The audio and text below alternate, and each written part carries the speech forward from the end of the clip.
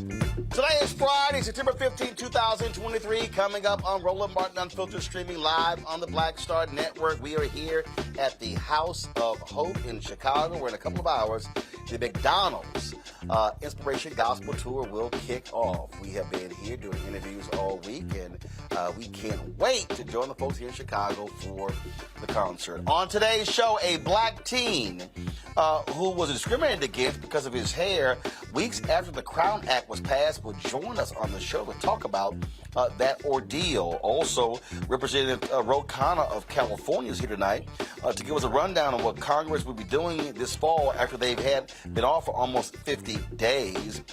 Today, folks, 60 years ago today, 4 black girls were killed in Birmingham. But one of the things that people don't talk about is the other black children who also died that day at the hands of white racists. So we'll talk about that as well. Vice President Kamala Harris is on the campus of North Carolina A&T with her HBCU college tour. We'll show you what took place there as well. Plus, September is Suicide Prevention Month. We'll talk to mental health expert Keisha Dennis about how athletes are really taking hold and control of their mental health. It is time to bring the funk on the Black Star Network. Let's go. He's got it. Whatever the miss, he's on it. Whatever it is, he's got the scoop, the fact, the find. And when it breaks, he's right on time and it's rolling. Best believe he's knowing. Putting it down from sports to news to politics. With entertainment just for kicks, he's rolling. It's on go, roll, y'all. It's rolling Martin, rolling with rolling now. He's funk, he's fresh, he's real, the best, you know he's rolling Martin now.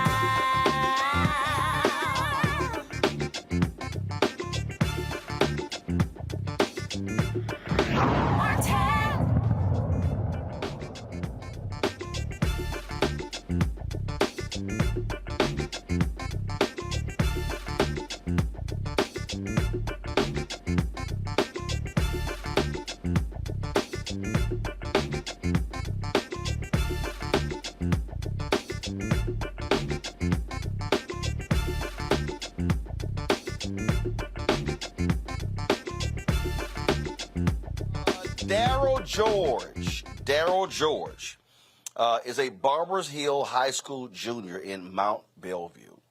And Daryl George, folks, has been suspended for more than a week because his locs hairstyles violates the school district's code. Now, keep in mind, the Texas Crown Act became law on September 1st, but some say there are some loopholes, and the family says that their son is not being protected. Joining me now is Daryl George's mother, Derisha George, attorney Allie Brooks, Ron Reynolds, who is the chairman of the Texas Legislative Black Caucus, and Dr. Candace Matthews, statewide vice chair of the Texas Coalition of Black Democrats.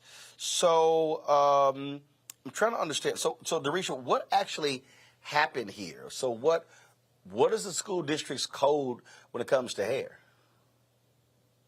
Well, they're saying that his hair fall below his eyebrows when let down.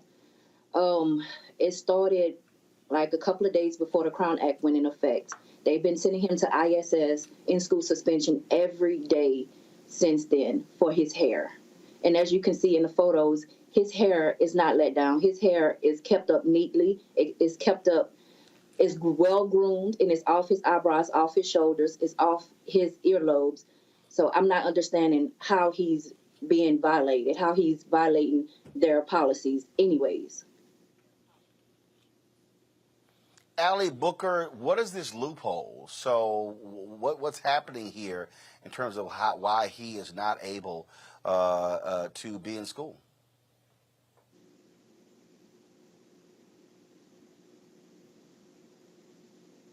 Allie? Yes. Can you hear me? Yeah, what exactly is this loophole?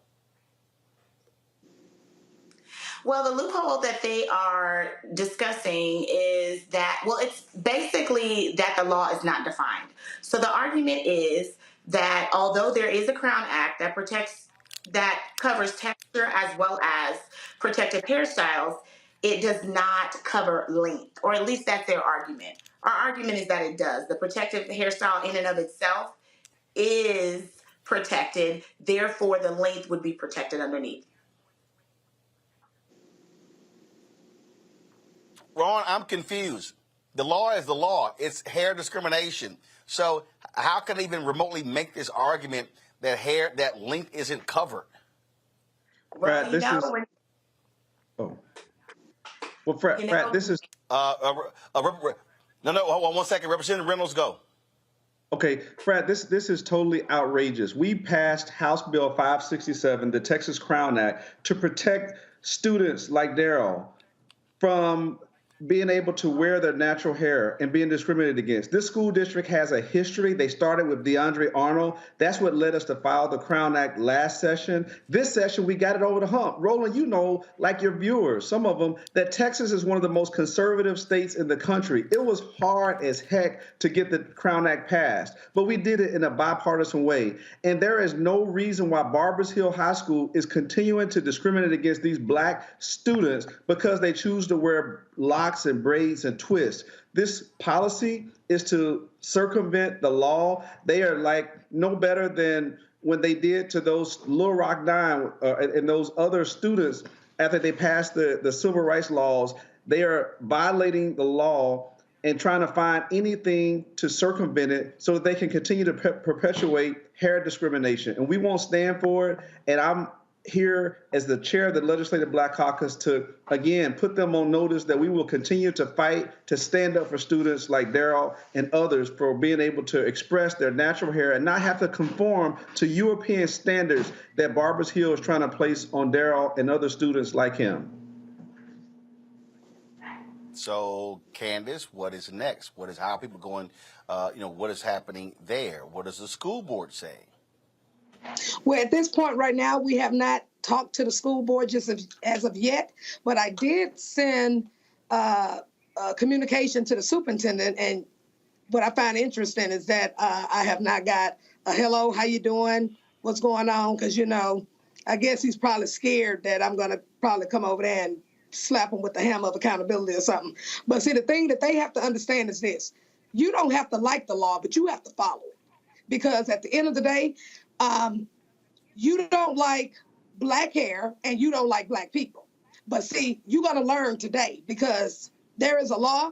We testified State Rep. Ron Reynolds for hours on end to get this law passed. So it's very disrespectful. It's a slap in the face, and I don't mind kicking any door down to let them know that you're going to follow this law, and that's what it's going to be.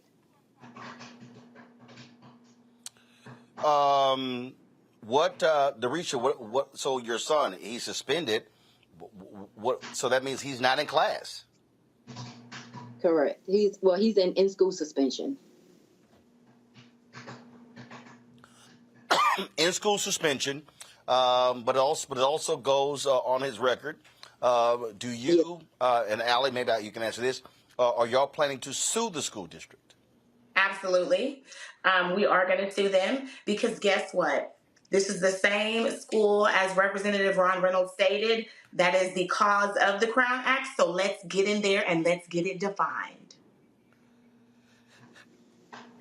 Ron, do you see any need for the legislature to add to this, to modify this, or is this simply a school district that is defying a state law? Well, Roland, this is a school district defying a state law. The Crown Act, they know the spirit of the law because they're the reasons why we filed the bill in the first place. I'm so proud of Retta Andrews Bowers, the author, and I'm the proud joint author of this bill. And they know that this bill was passed to protect students like Daryl because of what they did to DeAndre and also Caden. So this school has a history. Maya Angelou said, when people show you who they are, believe them the first time. We believe you, Barbers Hill, that you want to discriminate against people. And what we don't need a new law. What we need, Roland, is the Attorney General's office in the state of Texas to enforce the existing law. We need the Texas Education Agency to do that. So Commissioner Mike Morath. That's what you need to do, because if they don't, then we're going to ask the U.S. Department of Justice Civil Rights Division to bring Dr. Candace Matthews' hammer of accountability. And so we're going to, when I'm in D.C. next week at the Congressional Black Caucus, I intend to talk and have conversations with members of the Congressional Black Caucus, Congresswoman Sheila Jackson Lee and Congressman Al Green, to ask them to intervene. Because if the state of Texas won't do their jobs after we pass this law, then we need to have the U.S. Department of Justice. That's what had to happen when they didn't want to allow African-American schools to enter their schools after desegregation, after Brown versus Board. We had to have the federal government come in. Unfortunately, Barbers Hill is no different, and we may just have to have the federal government to come in and help step in and protect students. And I appreciate Attorney Alley for bringing a lawsuit. I appreciate people like Candace Matthews for speaking truth to power. But it takes a village. And Roland, thank you for allowing us to get this out, because people need to be outraged that in 2023, we still have students that are being discriminated against simply because of their natural hair. All right. Well, first of all, keep us abreast what happens in this case. Thank you to all of you. Thanks a lot. Thank you, Roland. Thank you. Thank you. Folks, we got to go to break. We come back. We'll chat with us about our panel. Also, we talk about more news of the day right here on Roland Martin Unfiltered. If you're watching on YouTube, be sure to hit that like button, folks. We need you to hit that like button. It impacts, of course, the algorithm. So we appreciate if you do that. Also, please, if you support us in what we do, join our Bring the Funk fan club. Your dollars that make it possible for us to do what we do, traveling across this country, covering the news of the day. Send your check and money order to P.O. Box 57196, Washington, D.C., 20037-0196. Cash App is $RM Unfiltered. PayPal R Martin Unfiltered. Venmo is RM Unfiltered. Zelle is Roland at RolandSMartin.com. Roland at RolandMartinUnfiltered.com. Be sure to download the Black Star Network app, Apple phone, Android phone, Apple TV, Android TV, Roku, Amazon Fire TV, Xbox One, Samsung Smart TV. Be sure to get a copy of my book, White Fear, How the Browning of America is Making White Folks Lose Their Minds, available at bookstores nationwide. Get it on Amazon. Download the audio version on Audible. We'll be right back.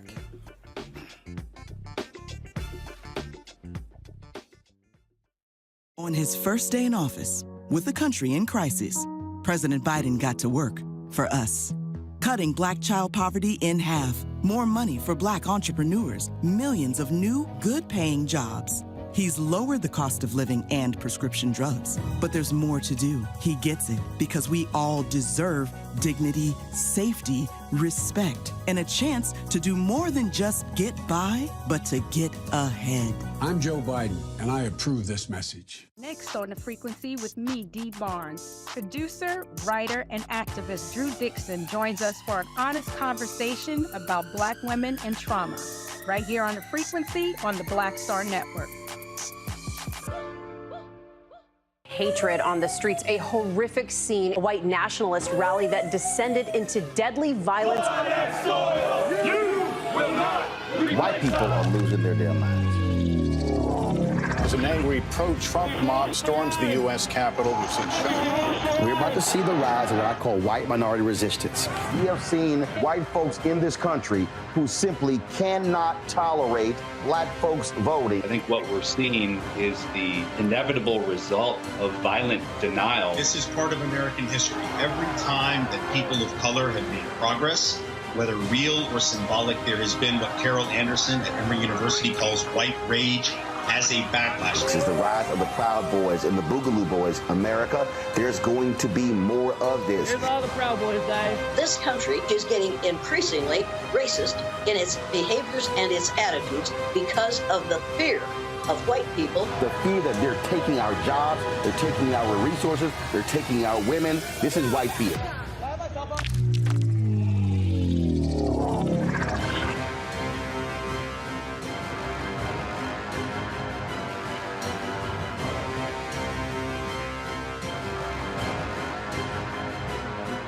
Hello, we're the Critter Fixers. I'm Dr. Bernard Hodges. And I'm Dr. Terrence Ferguson. And you're tuned in to Roland Martin Unfiltered.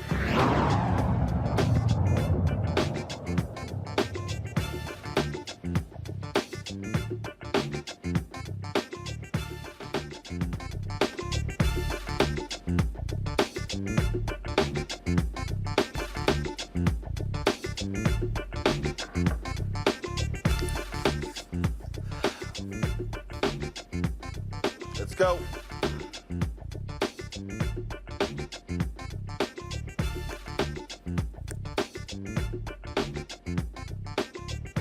Welcome back to Roland Martin Unfiltered right here on the Black Star Network. My panelist today, Michael Imhotep, host of the African History Network show out of Detroit. Kelly Bethea, communication strategist out of Washington, D.C. Kelly, this right here is why the Crown Act needs to be federal law. California was the first state. We've seen other states make this move. It passed in the House, led by Democrats. It failed in the Senate because Republicans wouldn't act on it. But this should be federal law. It absolutely should, because at its core, the reason for this young man to not have, the protections that be outside of the Crown Act is frankly because he's a Black young man who has locks. He's a Black young man who has hair that's past an inch and a half, really. And it's simply not fair, because your hair does not define who you are. Your hair does not get the straight A grades that you may receive, or whatever grades you may receive. It does not get you that bonus. It does not get you anything except a bomb-ass hairstyle. And should you choose to do that, you can go looking busted if you want to too. But what I'm saying is your hair shouldn't be the defining moment for anything that has nothing to do with hair. And it is blatantly racist for anybody to think otherwise. It is culturally insensitive for anybody to think otherwise, because this affects white people too. It affects any ethnicity. You have people out there who do spikes, who do mohawks, who do a bunch of things with their hair, who aren't taken as seriously, who have been passed up. Who do mullets? Mullets? I mean, I wasn't trying to say mullets. I don't like no mullets. Like, that can be banned if you want to. Like, I'm good with that. No, you ain't got to like it, but I'm just saying, it's some white folks walking around with a mullet. Okay? You right. You right. You know, the business in the front, party in the back. I feel it. No, I don't, but I got your point. I got your point. The point being is that it has nothing to do exactly with who you are. And, hair is hair. It shouldn't have any bearing on how you are navigating through life. And people shouldn't be barring you from the life that you want to live based off of how you do your hair or lack thereof. I just don't understand these school districts with the hair policy, Michael. I don't get it. What does that have to do with education?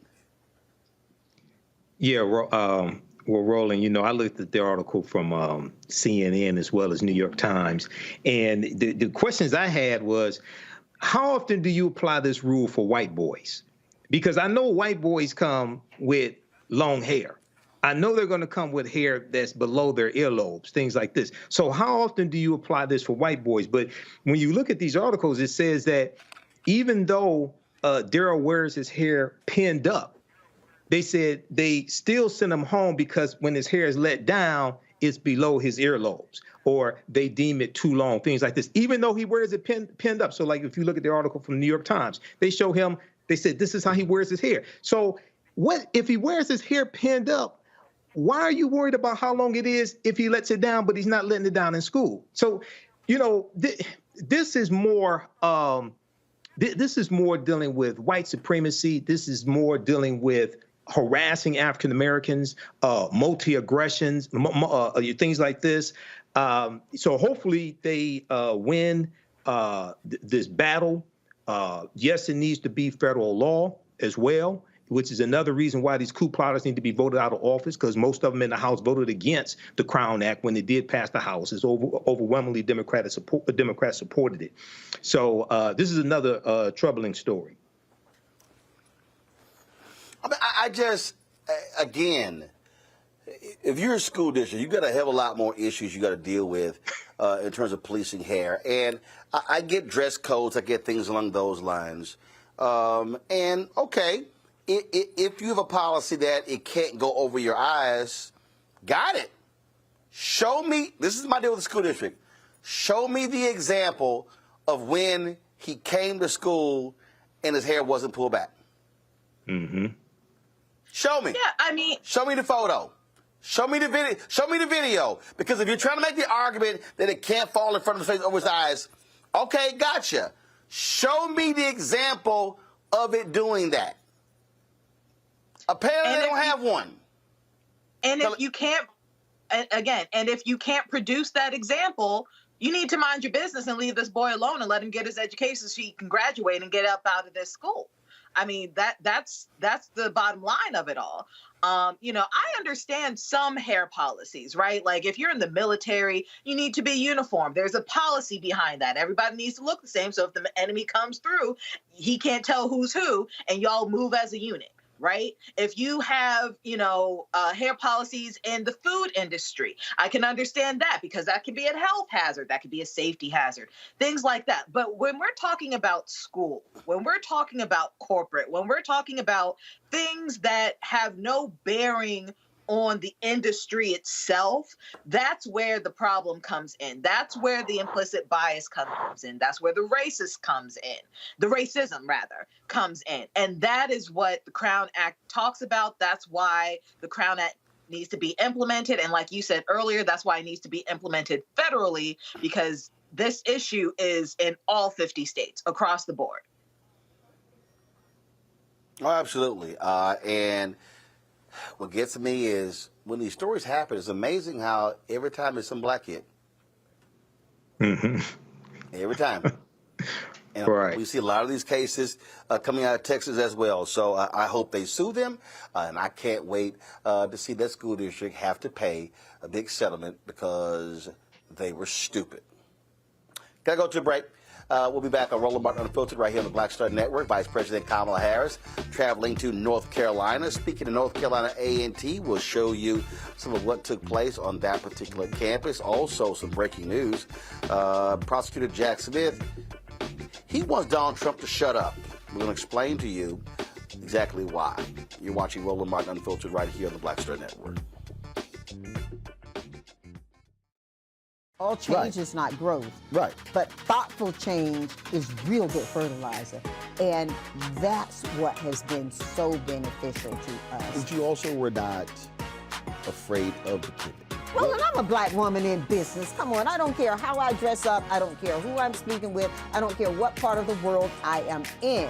I still am a black woman in business. Being afraid of the pivot, being fearful of change is not what got me here. Respectful of change, respectful of pivot, yeah. Fearful, no, no.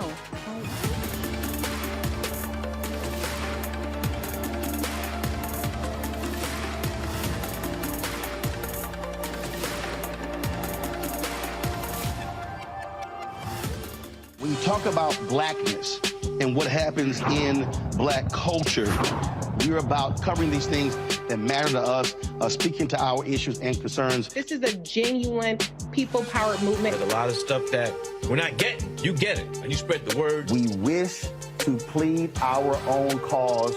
Too long have others spoken for us. We cannot tell our own story if we can't pay for it. This is about covering us. Invest in black-owned media. Your dollars matter.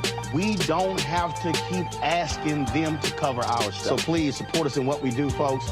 We want to hit 2,000 people, $50 this month, raise $100,000. We're behind 100,000, so we want to hit that. Y'all money makes this possible. Check some money orders. Go to P.O. Box 57196, Washington, D.C. 20037-0196. The Cash App is $RM Unfiltered. PayPal is R Martin Unfiltered. Venmo is RM Unfiltered. Zelle is Roland at RolandSMartin.com. This is Essence Atkins. Mr. Love King of R&B, Raheem Devon. It's me, Sherry Shepard, and you know what you watch. You're watching Roland Martin Unfiltered.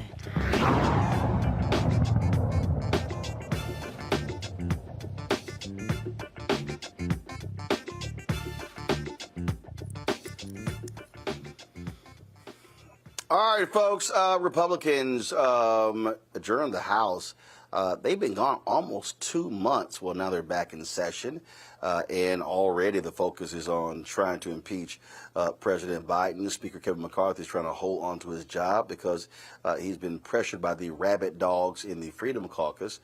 California Representative Ro Khana joins us right now. Glad to have you back on the show. Man, that was quite the long vacation you guys had. Well, some of us were doing work back home, but you would have thought, Roland, that 6 weeks would give McCarthy enough time to get his own house in order. But it is crazy time in the House. We don't know every day whether we're actually going to have votes. We don't know whether McCarthy is going to stay as Speaker of the House every day. I mean, it's a reality TV show. It would be funny if it weren't for the fact that people are going to get hurt if there's a shutdown. You know, and what gets me is these Republicans complain that Democrats weren't doing the job, weren't up to the task, not working for the American people. My goodness, I think a lot of Americans would love 6 weeks off.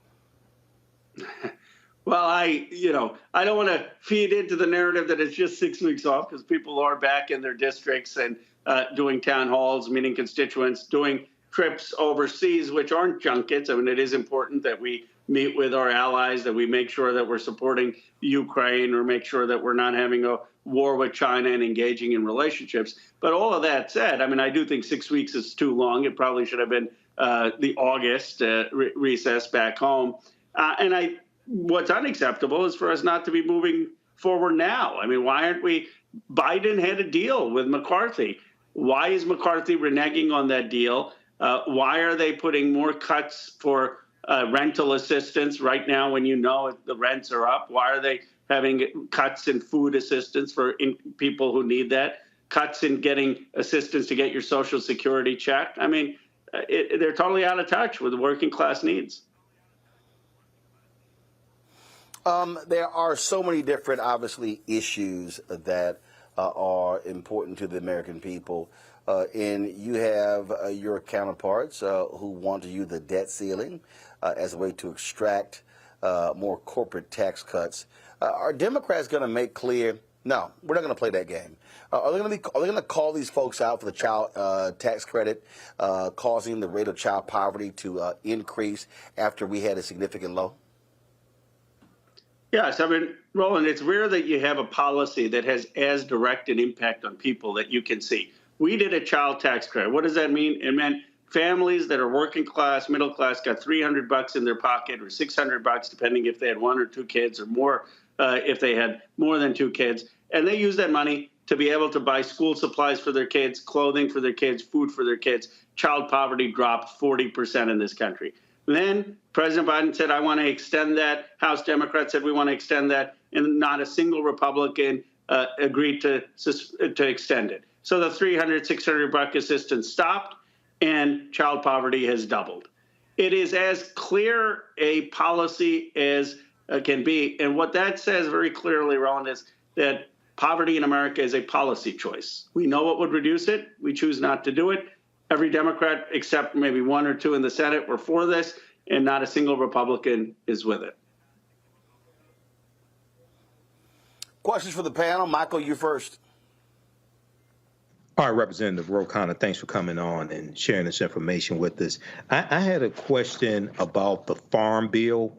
Oftentimes when we talk about policies that impact the African-American community, we'll talk about policing, we'll talk about voting rights, things like this, but we don't talk about the Farm Bill, which comes from the Department of Agriculture. Can you talk about how the significance of the Farm Bill and some aspects of it that people may not know about, please?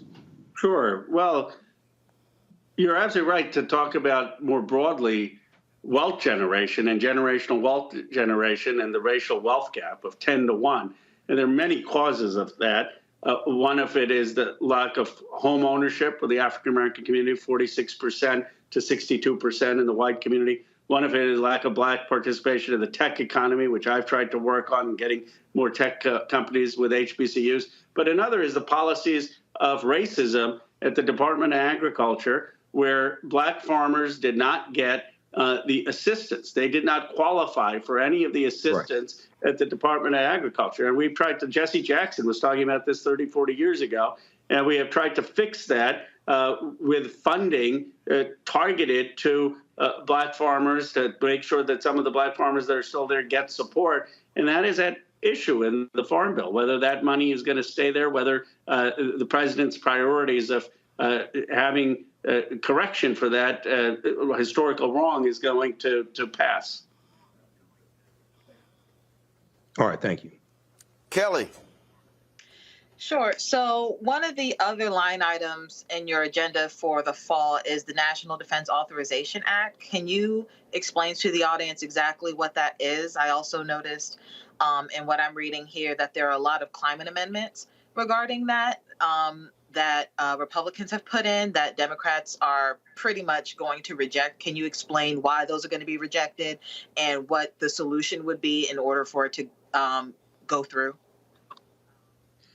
Well, Kelly, I'm going to be candid. I don't support the National Defense Authorization Act of $1 trillion defense budget. I mean, it's crazy to me that 56% of our budget is going into military spending when we can't tackle child poverty in this country, where we can't have health care for folks, where we can't have child care for folks. And so I have voted with a number of other progressives against a $1 trillion defense budget. My guess is it's going to eventually pass, because the one thing that Democrats and Republicans are fine coming together with is increasing defense. And a lot of that money is going to defense contractors who are overcharging, according to 60 Minutes and other reports, the American people. Now, some of the Republican amendments make that defense bill even worse by basically giving a license to fossil fuel companies to build more infrastructure and not care about any of the climate goals. And that will give some Democrats pause. But I think the broader question we have to ask is the question that Dr. King had us ask, that Jesse Jackson had us ask, which is militarism is hurting our ability to tackle the economic and health conditions of our society. The obviously the battle over the debt ceiling is going to be a lot of back and forth. You got the Freedom Caucus who are making their demands. And look, can you actually reason with these people? Well, with some of them, look, the ones who you can reason with are actually, they have their positions. They say, okay, I want to cut spending. The problem here is that you have McCarthy saying that I'm going to make a deal with the president. We're going to not do more than 1% cuts. Now, some of us thought those cuts were too many. The president, though, made that deal to avoid a default. And now what McCarthy is saying is, oh, I got to go back on the deal. We need more cuts. Really? So you want to cut the assistance that's going to working class families and low wealth individuals so they don't go into poverty. You want to cut the rental assistance. You want to cut the food assistance. But you're not willing to look at any aircraft carrier that we may not need. You are not willing to look at the 703 bases overseas. You're not willing to repeal the tax cuts to the millionaires and billionaires. And, you know, I don't think it's a reasoning issue. It's a values issue. It's a values issue in this country. And the problem is President Biden, for him, his word means something. For McCarthy, you know, he'll change his word the next day. The thing that I just don't understand when it comes to the defense budget is that Republicans love talking about waste, talking about the war, these people, how they're spending their money. The billions of dollars that are wasted every year. When you have defense companies that put into the contracts the waste or blowing past the deadlines, and it is as if it's kind of like, okay, oh well, no big deal. It's military contractors. We can move on. No. And we're on the cusp of spending $900 billion on defense. And I swear, every year it's, oh, they need more. They need more. It's like, really? Yes, well, I appreciate it. If your audience remembers one thing about me, Ro Khana is the one vote against in the Armed Services Committee against the defense budget I was the lone vote. 56 people voted for it. I said, we aren't going to have $1 trillion defense budget. And the reality, as you pointed out, is these Republicans want to go after the earned income tax credit because the grandma may be claiming it for raising the kids, and it's not mom and dad claiming it. Or, God forbid, a poor family, both mom and dad claim it, and they happen to be divorced. And they claim that that's fraud, and that's a few $1 billion, and it's families that are struggling to get by. And then they are totally oblivious, where you've got the Pentagon buying an oil pressure switch for $10,000 when NASA is paying $328 for it. When you have the Patriot missile system, Raytheon admitting that they're overcharging for that and now have to reimburse $290 million, where you have Lockheed and others making 40% profits. And I guess, look, there's a reason that Dr. King with the civil rights movement said you cannot disconnect the fight on racism away from the fight against militarism. And we used to have people like Jesse Jackson, other progressives, Mario Cuomo used to speak out against that. And I want to return the party to talking about that and talking about where we really need to invest in education, in healthcare, and in our people. In addition to questions, Michael Kelly. Yeah, Representative Ro Khana, follow-up dealing with the African-American farmers. I know that in the American Rescue Plan, $1.9 trillion American Rescue Plan, there was $5 billion, $4 billion for debt forgiveness for farmers of color, including African-American farmers. They got sued, government gets sued by white farmers. That's tied up in the courts. What is it, you mentioned in this farm bill, allocating funds, I think I heard you say, to address the discrimination, historic discrimination against African-American farmers and possibly other farmers of color. What is it in this farm bill that addresses that problem? Well, the Democratic proposal has additional funding of $4 billion to redress that and make it clear that the court shouldn't strike it down. But the question is whether that's going to make it in the final farm bill. The reality, as you know, is that it's not just that black farmers were excluded. It's that then they had to compete with white farmers who were getting all this government subsidy and government advantages. And we have such a low ownership of black farms today. And so the Democrats, led by Mr. Clyburn, have been championing this. But it's a bipartisan bill, and we have to see whether it gets into the final package. All right, thank you. Kelly, anything?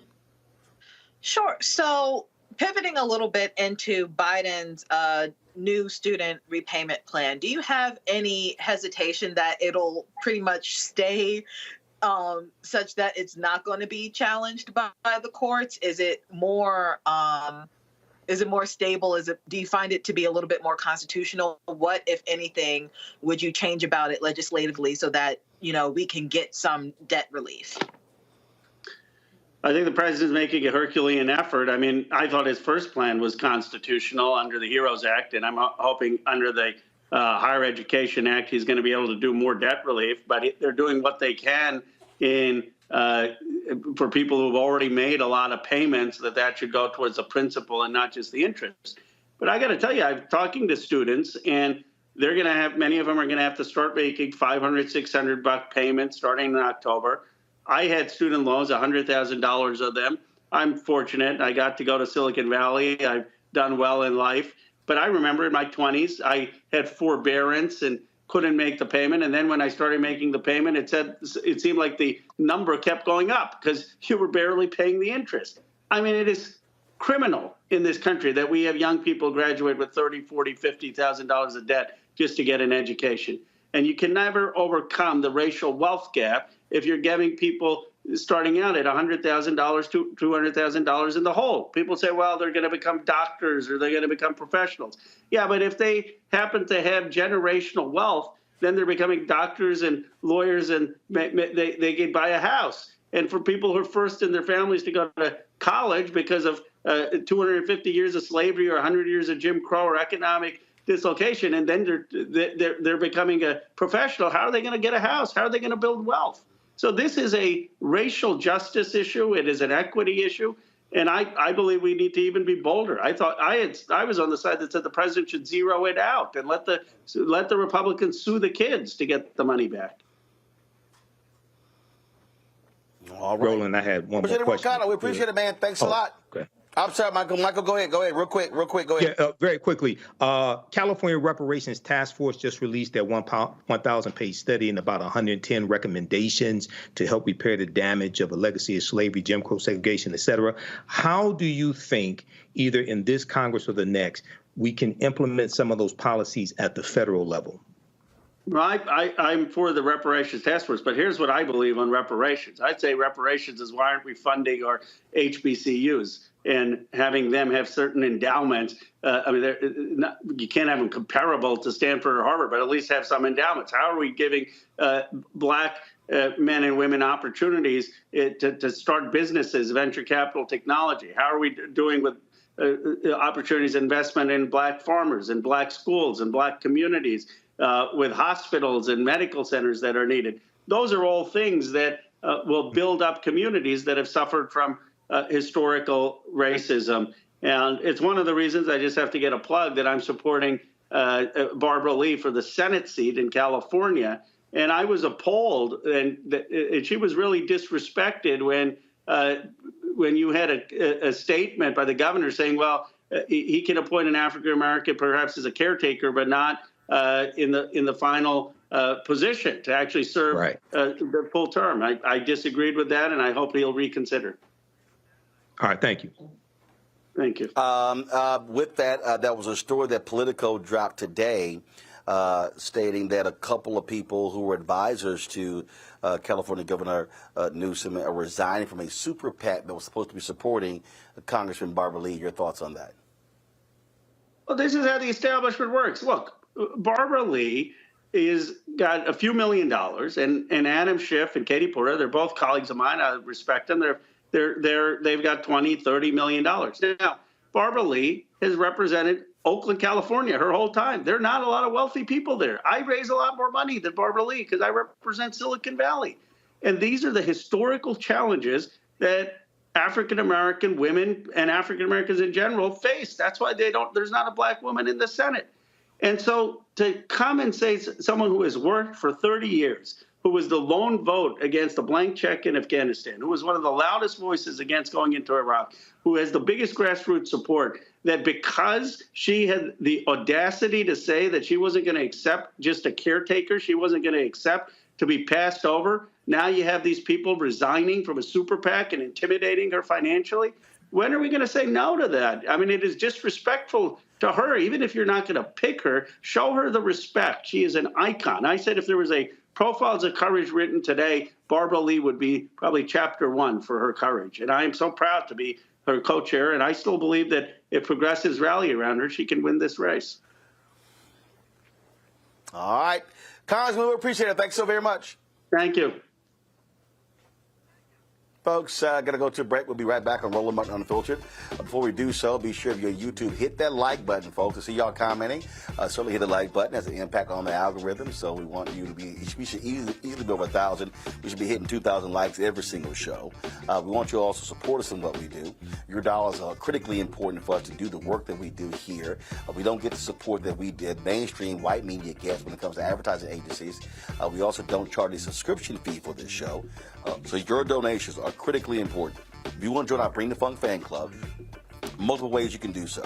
You can send a check on a money order to P.O. Box 57196, Washington, D.C., 20037-0196.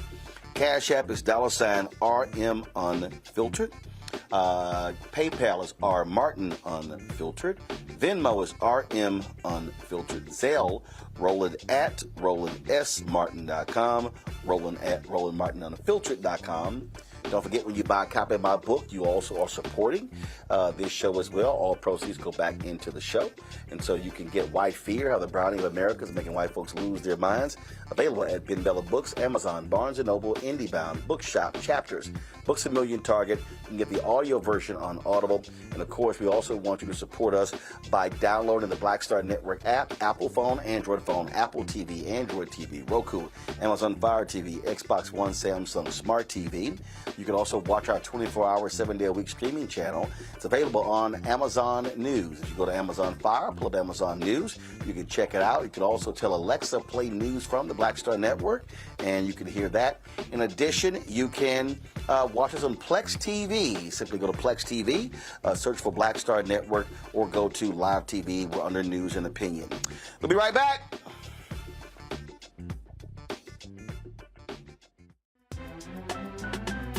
I'm Faraji Muhammad, live from LA. And this is The Culture. The Culture is a two-way conversation. You and me. We talk about the stories, politics, the good, the bad, and the downright ugly. So join our community every day at 3 p.m. Eastern and let your voice be heard. Hey, we're all in this together. So let's talk about it and see what kind of trouble we can get into. It's The Culture. Weekdays at 3, only on the Black Star Network. On a next, A Balanced Life with me, Dr. Jackie, we're going to be talking about common sense. We think that people have it, know how to use it, but it is something that people often have to learn. The truth is, most of us are not born with it, and we need to teach common sense, embrace it, and give it to those who need it most, our kids. So I always tell teachers to listen out to what conversations the students are having about what they're getting from social media, and then let's get ahead of it and have the appropriate conversations with them. On a next, A Balanced Life with me, Dr. Jackie, here at Black Star Network.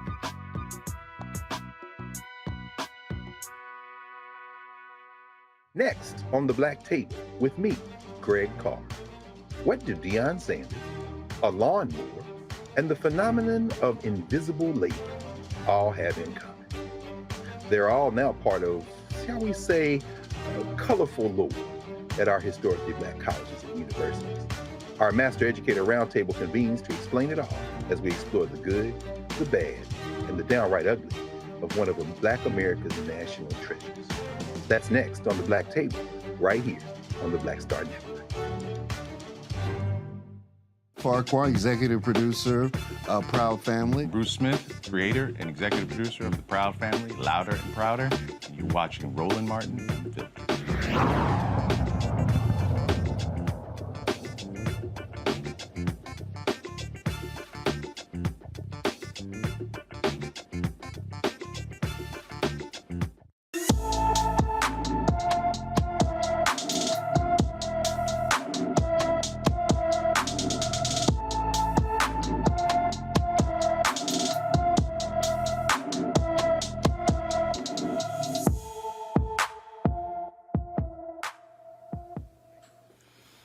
Johnny Jones has been missing from Charlotte, North Carolina since September 5th. The 39-year-old is 5 feet 5 inches tall, weighs 145 pounds, with black hair and brown eyes. Anyone with information about a Johnny Jones is urged to call the Charlotte Mecklenburg, North Carolina Police Department at 704-334-1600. I think the graphic was wrong there, folks. She's been missing since September 5th or August 23rd. It's been some time there. And so, again, the number to call is 704-334-1600. That is Johnny Jones. She's 39 years old. Folks, it has been 4 years since Elijah McClain was murdered in Colorado, and two of the officers involved are finally going on trial. A jury will decide if Randy Rodema and Jason Rosenblatt are guilty of manslaughter, criminally negligent, reckless homicide, and assault charges. McClain was stopped by police officers Rodema, Rosenblatt, and Nathan Woodyard in a Denver suburb in 2019 after a 911 caller reported a man who seemed sketchy. When the paramedic Jeremy Cooper and Lieutenant Peter Suchunik arrived, officers forcibly restrained him using a chokehold as paramedics injected him with ketamine. Woodyard will be tried separately because he was first on the scene and allegedly placed McClain in the carotid hold. Cooper and Suchunik, who allegedly injected the ketamine, will be tried together. Rodema and Rosenblatt's trial is expected to last about 1 month. The United Auto Workers have made good on their promise and making history. They have gone on strike against not just one, but all three Detroit car makers. The big three American automakers, General Motors, Ford, and Stellantis. Picket lines went up in Missouri, Michigan, and Ohio, with thousands of union members walking out. The automakers are unhappy, saying the union strategy hurts the workers, not helps them. Ford, for instance, says those striking workers getting $500 a week strike benefit will only see a fraction of what they'd earn by staying on the job. The UAW demands several benefits, including a 46% pay raise over 4 years, more safeguards for part-time workers, and a 32-hour work week. The car makers countered with raises between 10 to 15%, but said the other demands are simply too expensive. Experts said the strike could cause severe downsides for those shopping for new cars. Well, the question is that going to come to pass? We certainly shall see. All right, folks, we come back from the next break. Vice President Kamala Harris goes to North Carolina A&T. She is on her speaking tour all across the country. And so she was at, of course, Hampton University. Now she's today at North Carolina A&T. We live stream that on the Black Star Network, and we'll have a breakdown for it next. And we'll talk to our panel about it as well. In the next hour, we'll also talk to my buddy Keisha Dennis with the elephant in the room, talking about mental health. This is Suicide Prevention Month, and she works with a lot of athletes. And it's amazing how more and more professional athletes and college athletes and high school athletes are understanding the importance of mental health and how they are demanding things be done to address it. We'll talk with her on today's show as well. Folks, you're watching Roland Martin Unfiltered right here on the Black Star Network. Please support us in what we do. First and foremost, if you're watching, hit that like button on YouTube. Love for you to do the exact same thing on the Black Star Network OTT app. You can also support us in what we do by joining our Bring the Funk fan club. You heard me say many times, our goal is to get 20,000 of our fans who annually give, contributing on average $50 each. Now, folks, it's real simple. That comes out to $14.19 a month, 13 cents a day. You get this show 2 hours a day. Faraji Muhammad show 2 hours a day. D. Barnes show, which is a weekly, which will soon become a daily show as well. Then we have Deborah Owens and Jackie Hood Martin. Then we have Greg Carr. We have Stephanie Humphrey. We got our Rolling with Roland show.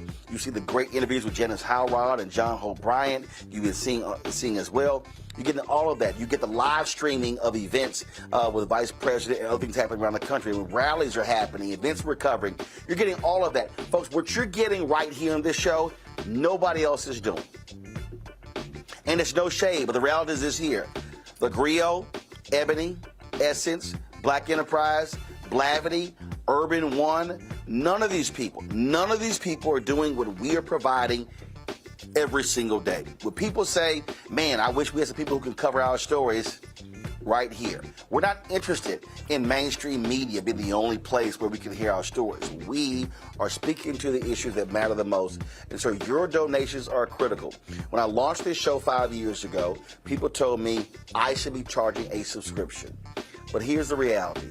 Black people out there, they're paying for cable set-top boxes, they're paying for Hulu, Apple Plus, they're paying for Disney Plus, they're paying for Netflix, they're paying for all kinds of different stuff like that. And I said, you know what?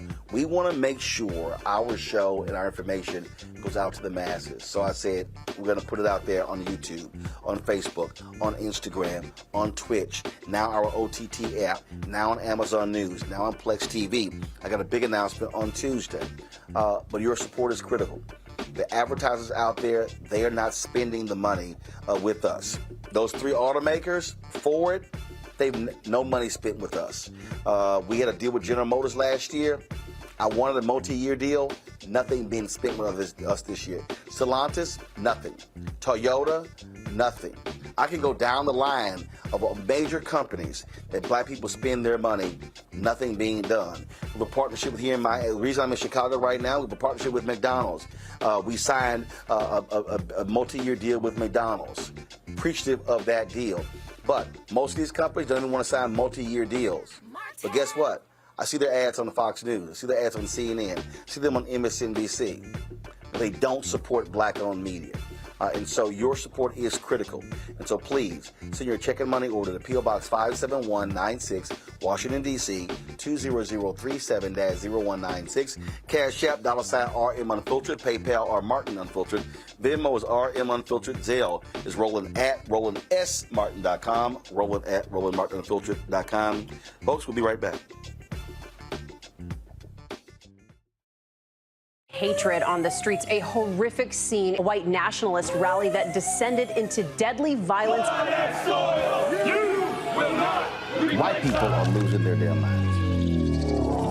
As an angry pro-Trump mob storms the U.S. Capitol, we've seen shooting. We're about to see the rise of what I call white minority resistance. We have seen white folks in this country who simply cannot tolerate black folks voting. I think what we're seeing is the inevitable result of violent denial. This is part of American history. Every time that people of color have made progress, whether real or symbolic, there has been what Carol Anderson at Emory University calls white rage as a backlash. This is the rise of the Proud Boys and the Boogaloo Boys. America, there's going to be more of this. Here's all the Proud Boys, Dave. This country is getting increasingly racist in its behaviors and its attitudes because of the fear of white people. The fear that they're taking our jobs, they're taking our resources, they're taking our women. This is white fear.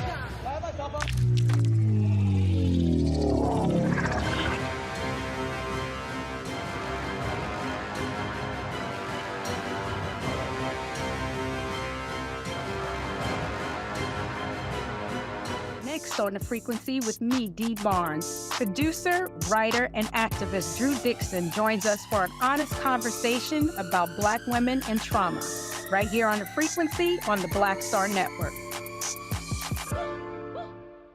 On his first day in office, with the country in crisis, President Biden got to work for us.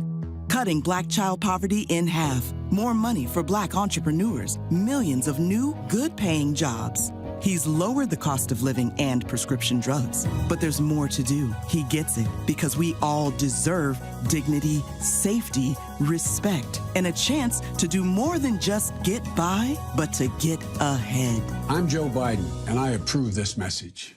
What's up, everybody? It's your girl, Latasha from the A. And you're watching Roland Martin Unfiltered.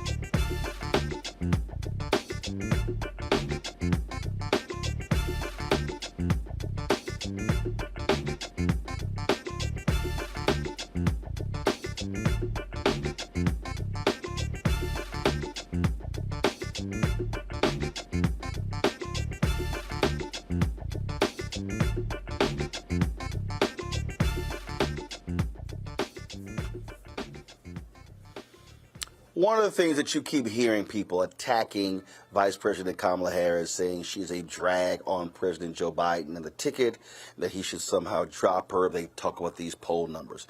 But here's one of the things that's interesting. A lot of things that she does never gets covered. Earlier today, she was speaking on the campus of North Carolina A&T. We covered it live right here on the Black Star Network. It was, of course, we covered yesterday when she was at Hampton University. Mainstream media is not covering those things on a regular basis. This is one of the things that you often see. And so one of the reasons why I talk about why we have to support Black-owned media, why we want you to support this show as well, is because the things that they ignore, then we cover.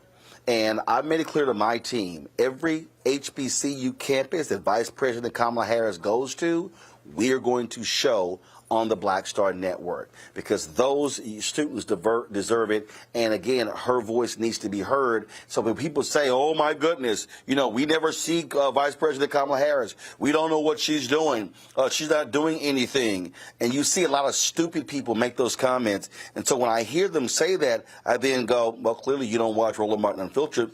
Clearly you don't watch the Black Star Network, because we happen to cover those things. And so here is the Vice President today at North Carolina A&T. Before we begin, we have to greet our guests the proper way. Can I get an Aggie Pride? Aggie Pride! Welcome. We are so thrilled to have you, Madam Vice President, Administrator Regan. Thank you guys so much for coming. How are you feeling? Feeling good. Feeling good. All right, so you have had an extremely busy summer, Madam Vice President. You visited over 17 states, talking to young leaders across the country about issues that matter. This summer alone, you've visited climate leaders in Colorado, gun safety advocates in Virginia, and now you've launched this college tour so that we can discuss fundamental freedoms with our young people. Can you tell us why doing this it was important to you and why you've embarked on this journey? Well, as a proud HBCU graduate,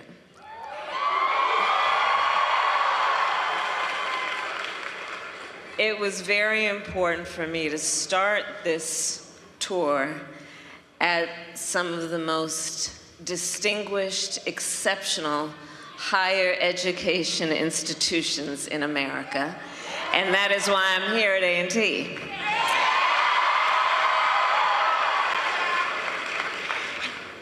And let me also say that together with Administrator Regan, you know, we have been traveling our country, and I have to tell you, all the young leaders who are here, we are counting on you.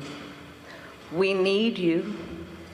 We need your ambition, your aspirations for the future of yourself and your country.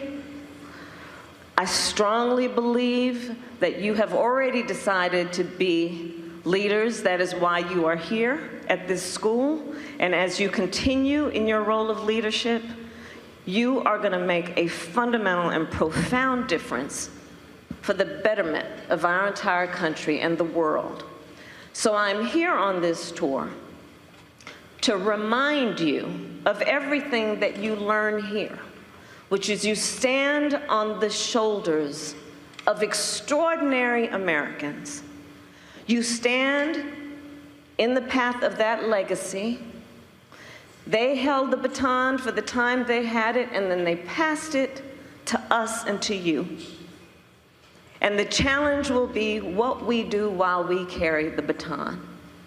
And I am here to remind you that what you are doing now and what you will do as the days, months, and years go by will be extraordinary and a testament to all that we take in terms of the pride of who we are as a nation. So that's why I'm here.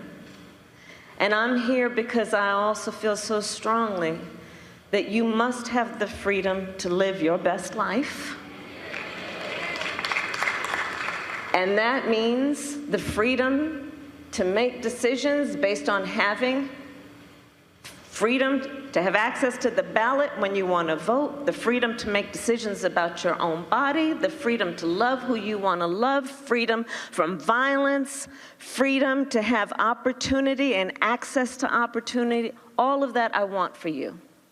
And I'm here then to emphasize that you are going to be a part of making all of that real. That's why I'm here. That's why I'm here. A&T, she's bringing that heat. So, Madam Vice President, in the height of the pandemic in 2020, we saw record voter turnout. In 2022, we saw near record voter turnout for young people. And here today, we have the very students who voted in those elections. And we have students here who will vote for the first time in the 2024 elections. So you and the president have done so much. What did the voters get from voting in the last election, and what will they get when they vote in 2024? So let's start with this. Can I see a show of hands who was able to and did vote in 2020? Wow. All right, well, let me just tell you something. You elected Joe Biden, President of the United States, and me, Vice President of the United States. You did that. You did that. You did that. You elected the first HBCU graduate Vice President of the United States. You did that. And so when we talk about voting, there are many ways that each of you will make a difference. And that is one of the very important ways that you have already and will continue to make a difference. By seeing and knowing that your voice is your vote is your voice. And so when you went to vote, let's think about that in 2020. That was the height of a pandemic. For so many of you, the freshmen and sophomores in particular, you were probably in high school trying to figure out how you're going to even get your applications into college, how you're going to get your finals done, how you're going to graduate, if you're going to have a graduation. For those who are already in college, trying to figure out how you're going to graduate and where you're going to live and are the dorms going to be open. Our country faced so much hardship during the height of that pandemic, so much loss of life. People lost their jobs, loss of normalcy. And in spite of all of that, you all got out there and stood in line, filled out a ballot, early voted, dropped it in a drop box, and exercised what we learn at HBCUs, which is the importance of self-determination, to make sure you were heard. And as a result, in 2020, we had the highest young voter turnout in history. You all did that.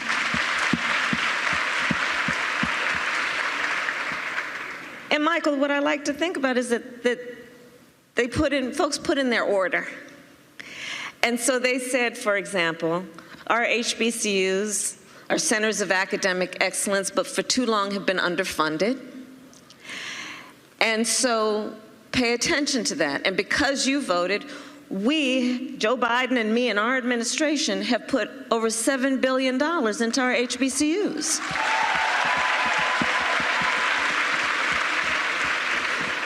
You all said, I'm going to vote because I know too many of the babies and too many of the communities in our country are drinking toxic water out of lead pipes.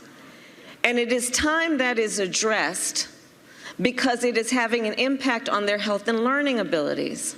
And because you voted, we are now in process, to a great deal because of Administrator Regan, in the process of eliminating all lead pipes in America.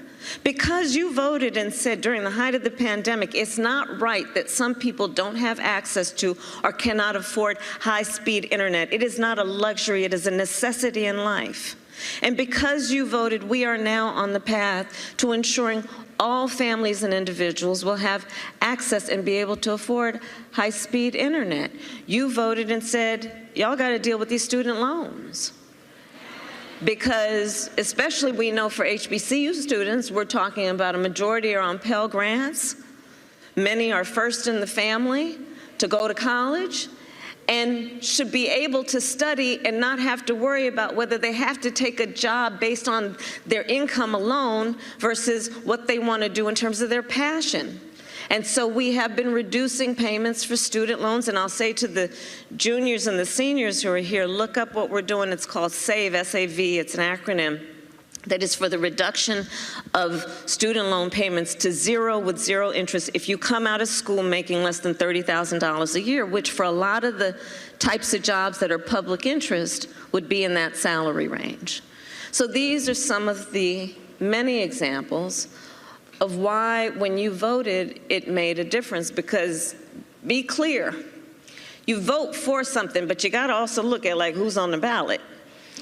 And of the people who are on the ballot, who will best represent your needs. And the other thing then you would understand, and we all are experiencing every day out of Washington, D.C., is there are plenty of folks on the ballot who are not representing necessarily the needs of the leaders who are in this room.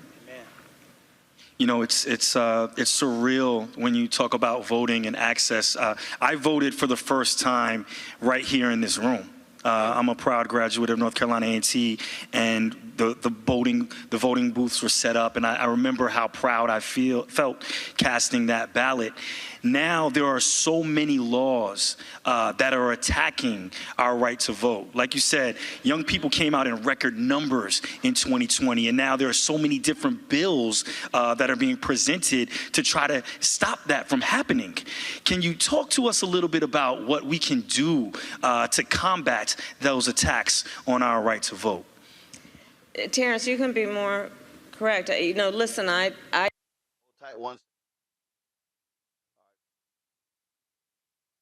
commercial break. Come to me. Here we go. We're going to go to commercial break. We're going to come back. We're going to play another block of that conversation that took place today at North Carolina A&T. Vice President Kamala Harris.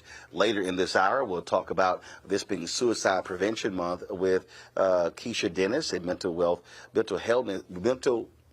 health expert who works with a lot of athletes to really recognize the important issues that they face when it comes to mental health and not to simply just try to play through it. Folks, you're watching Roland Martin Unfiltered right here on the Black Star Network, live from the House of Hope here in Chicago, where shortly McDonald's will kick off their 17th annual Inspiration Gospel Tour.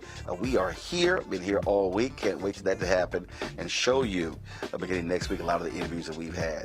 Folks, we'll be right back on Roland Martin Unfiltered. Back in a moment. On the next Get Wealthy with me, Deborah Owens, America's Wealth Coach, are you working hard and yet your performance doesn't reflect your paycheck? On the next Get Wealthy, you're going to learn some savvy career moves so that all your efforts actually show up in your bank account. Joining us is the founder of a career network, and she's going to share the 3 R's of accelerating your financial growth. Here's a tip as well. If you are an individual contributor and you desire to be a leader, do the work where you are now. Because if you do the work where you are now, when you do reach the level, you'll be prepared to stay there. Right here on Get Wealthy, only on Black Star Network. All change is not growth. Right. But thoughtful change is real good fertilizer. And that's what has been so beneficial to us. But you also were not afraid of the pivot. Well, and I'm a black woman in business. Come on, I don't care how I dress up. I don't care who I'm speaking with. I don't care what part of the world I am in. I still am a black woman in business. Being afraid of the pivot, being fearful of change is not what got me here. Respectful of change, respectful of pivot, yeah. Fearful, no, no.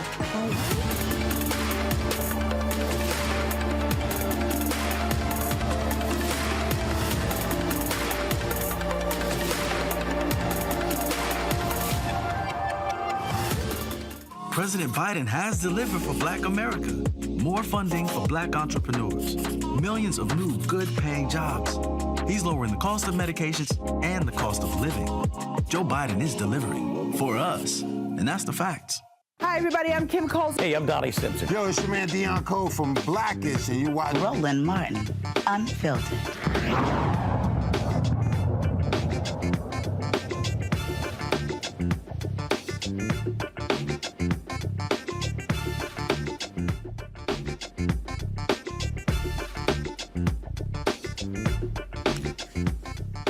Welcome back to Roland Martin Unfiltered. We continue the conversation today.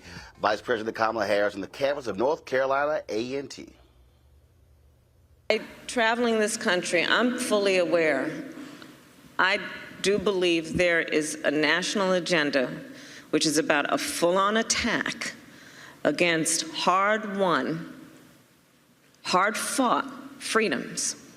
So on the freedom to vote, you see laws. First of all, let's also understand back to 2020, one of the highest rates of young people voting. Well, that scared a lot of people. And so you saw almost immediately thereafter laws being proposed and passed like the one in Georgia, that makes it against the law to give somebody food and water if they are standing in line to vote. The hypocrisy abounds, because, you know, by the way, what happened to love thy neighbor? Right? Laws like the ones that Governor Roy Cooper has been fighting against that would divide A&T into separate districts to dilute your power as a group to vote based on your collective interests. We are seeing laws that are being passed that would say that student IDs are not sufficient to prove your identity to vote, because when you all vote, it scares some folks.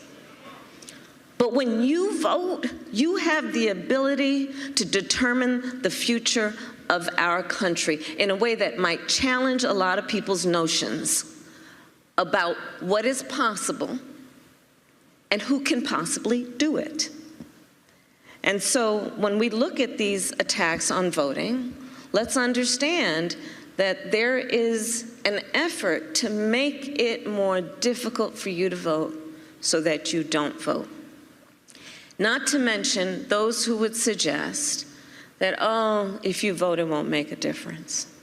Or those who would suggest, your vote's not going to count, and, you know, they don't want you to vote anyway.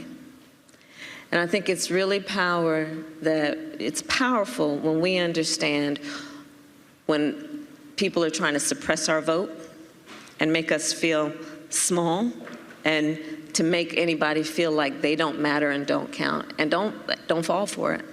Don't fall for it, because when you all vote in your numbers, so much is going to change about our world.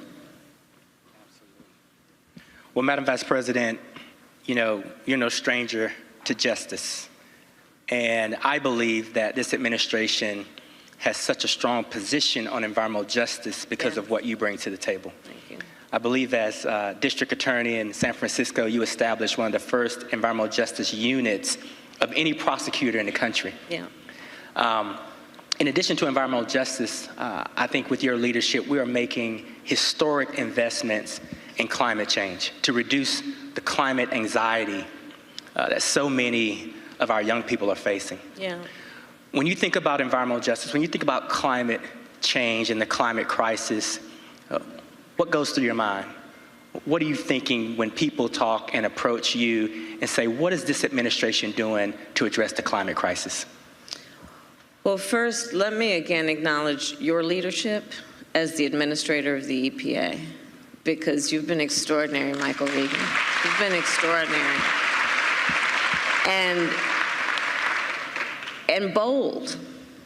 Because, you know, when you get to Washington, D.C., you find that people are really happy with status quo. They're happy with the way things are and have always been. And it takes a lot of willpower and determination and courage to change things, and that's what you've been doing. On the issue of environmental justice, you know, here's the deal. If you look at, for example, the map of our country in terms of where are the regions that have some of the poorest air quality, you would not be surprised to know it is low-income communities and communities of color. In the South, we have a whole span, a strand that we call Cancer Alley, because we have so many southern states, in particular on the Gulf and on the coast, that have been the subject of dumping and pollution, and the children growing up in these communities breathing toxic air, drinking toxic water. And I believe that, first of all, we must agree that it should be a right of every child and every person to be able to drink clean water and breathe clean air. Yes. But sadly, in far too many communities in our country, and in particular communities of color and poor communities, that is not a right that people can take for granted.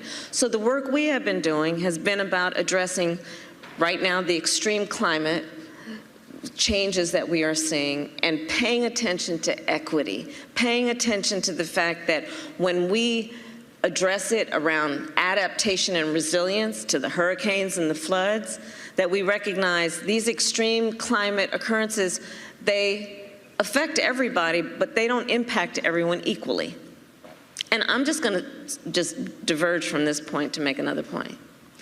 You know, in some states in our country, there are some extremist so-called leaders who are attacking DEI, diversity, equity, and inclusion, who are trying to sell something to suggest that to talk about diversity and equity and inclusion is a bad thing. To suggest that we should not have a commitment to diversity, which is to understand that when we have people of every background in a position of leadership, the decisions that will come out of that group will be better than if the group does not reflect the diversity of who we are as a nation. People who would suggest on the E, equity, that we should not pay attention to the fact that although we all strive for equality, not everybody starts out on the same base. So when you talk about equality, that suggests sometimes, okay, everyone gets the same amount. But everyone doesn't start out on the same place. So that means if everyone just gets the same amount, they're going to end up with those disparities that they started with. Inclusion, that we should be purposeful about paying attention to who's not in the room, and then figuring out a path and a way that they can enter. And we are seeing extremist so-called leaders who are trying to say it's a bad thing, it's a bad word to talk about DEI, diversity, and equity and inclusion. And I'm telling you, the young leaders here, this thing is an intentional thing to suggest that we should not pay attention to race, should not pay attention to gender, should not pay attention to where people start out, and then make allowances for how they can compete equally. When we talk about environmental justice, it's an extension of this point.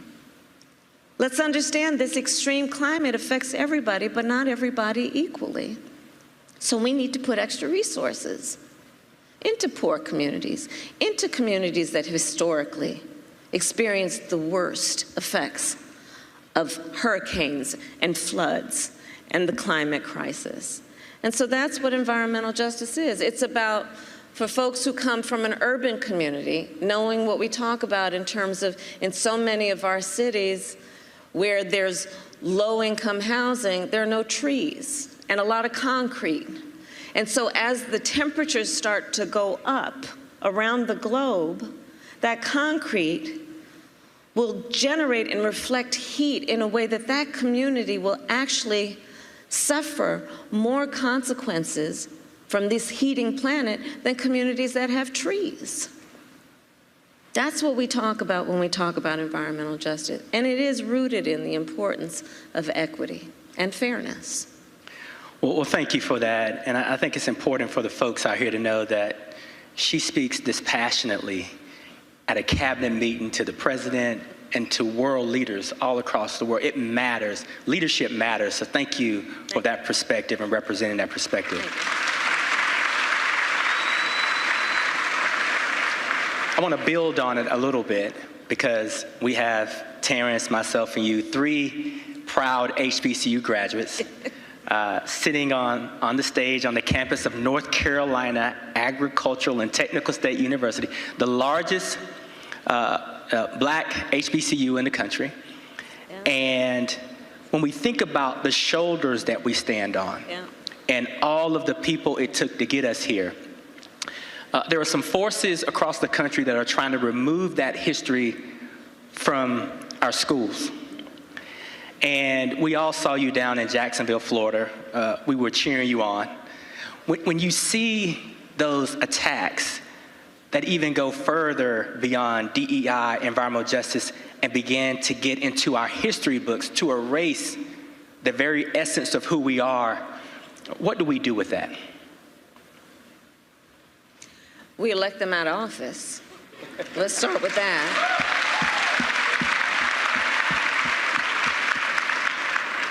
So let's just start with something everybody here knows. Black history is American history. Period.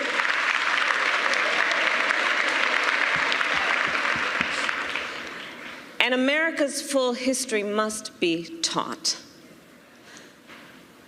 And what, again, let me just back up to say about your generation.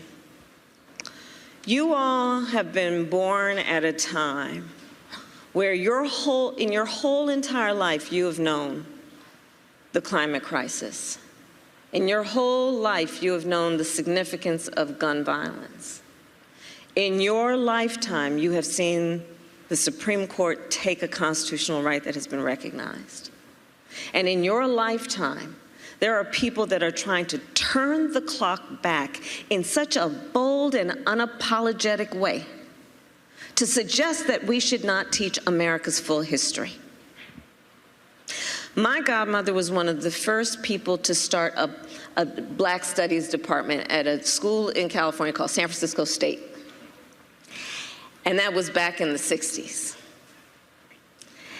And we now see people who walk around talking about themselves as though they should be considered national leaders, suggesting that enslaved people benefited from slavery. And what I said when I went down there is, do not try to gaslight us. Preach.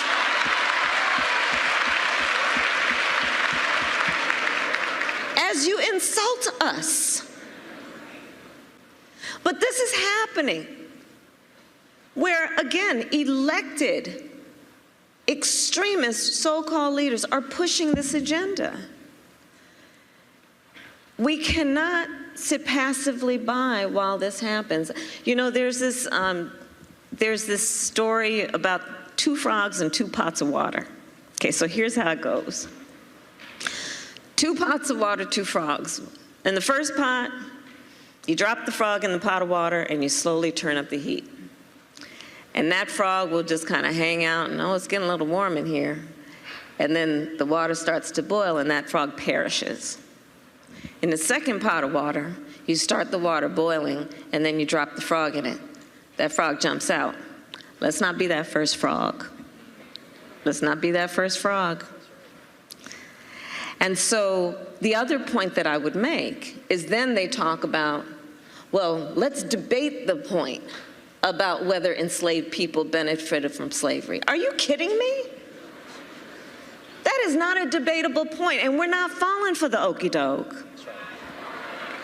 We're not falling for it because there is an attempt, and we have to see what's at play. They're attempting to distract us from what they are not doing, and from a lack of true leadership that would also be about trying to unify our country instead of divide our country. On the point of leadership, you know, HBCUs and all of the extraordinary men and women who came here over the years have taught us something about the attributes of real leaders. The attributes of true leaders are not measured based on who they beat down, but who they lift up. The attribute of a real leader is someone who has some curiosity, concern, and care for the suffering of other people, as opposed to overlooking or belittling people who have suffered. And so when we talk about these attempts to erase our history, let's be alert, conscious, and active about making sure that folks don't get away with what they're trying to do, which, by the way, is the antithesis of what we teach at HBCUs, which is the importance of learning our history, so that those moments where crimes were committed against people and a people, where those atrocities occurred, to make sure they don't happen again. Folks, great conversation there. If you want to see the entire conversation, go to our Black Star Network app, go to our YouTube channel. We live streamed it. It's all there. Going to go to break. We come back. We're going to chat with my panel about this. Then after that, we're going to talk to a mental health expert who is trying to get our athletes, professional and college and high school and junior high and other athletes, to understand that their mental health is just as important as them being in peak physical condition. You're watching Roland Martin Unfiltered right here on the Black Star Network. When you talk about blackness and what happens in black culture, we're about covering these things that matter to us, speaking to our issues and concerns. This is a genuine people-powered movement. There's a lot of stuff that we're not getting. You get it, and you spread the word. We wish to plead our own cause. Too long have others spoken for us. We cannot tell our own story if we can't pay for it. This is about covering us. Invest in black-owned media. Your dollars matter. We don't have to keep asking them to cover our stuff. So please support us in what we do, folks. We want to hit 2,000 people, $50 this month, raise $100,000. We're behind $100,000, so we want to hit that. Y'all money makes this possible. Check some money orders. Go to P.O. Box 57196, Washington, D.C. 20037-0196. The Cash App is $RM Unfiltered. PayPal is R Martin Unfiltered. Venmo is RM Unfiltered. Zelle is Roland at RolandSMartin.com. On the next Get Wealthy with me, Deborah Owens, America's Wealth Coach, are you working hard and yet your performance doesn't reflect your paycheck? On the next Get Wealthy, you're going to learn some savvy career moves so that all your efforts actually show up in your bank account. Joining us is the founder of a career network, and she's going to share the 3 R's of accelerating your financial growth. Here's a tip as well. If you are an individual contributor and you desire to be a leader, do the work where you are now. Because if you do the work where you are now, when you do reach the level, you'll be prepared to stay there. Right here on Get Wealthy, only on Black Star Network. Me, Sherry Shepard with Sammy Roman. I'm Dr. Robin B., pharmacist and fitness coach, and you're watching Roland Martin Unfiltered.